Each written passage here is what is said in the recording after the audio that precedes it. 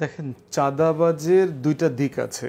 একটা হচ্ছে একটা সুবিধাবাদী গোষ্ঠী, যারা চাঁদাবাজি করে খায়, সিম্পলি কাপড় চেঞ্জ করে। যখন যে দল সরকারি দলে আসে অথবা ডমিনেন্ট পলিটিক্যাল পাওয়ার থাকে, তাদের স্থানীয় নেতাদের শেল্টারে তারা থাকে। আর দ্বিতীয়ত হচ্ছে বাংলাদেশে রাজনৈতিক দলের অধিকাংশ নেতাদের পেশা নাই, কোনো ডিসেন্ট তাদের সোর্স অফ ইনকাম নাই। এবং বাংলাদেশের অর্থনীতিবিদরা যেটা বলেছে সেটা হচ্ছে বাংলাদেশে সবচেয়ে বেশি কর্মসংস্থান প্রোভাইড করে হচ্ছে সরকারি দল।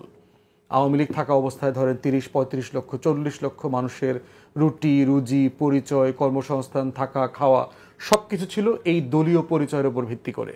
Tempo stand, bus stand, truck stand, Mohakhali, Saidabad, মাদকের ব্যবসা, সীমান্তে ব্যবসা, তারপরে ট্রেন লাইনের আপনার মানে গতি কমায় ব্যবসা করা, নেটের ব্যবসা, ডিশের ব্যবসা, হাট ঘাট, মাঠের ইজারা, এই প্রসেসের ভিতর থেকে চলে।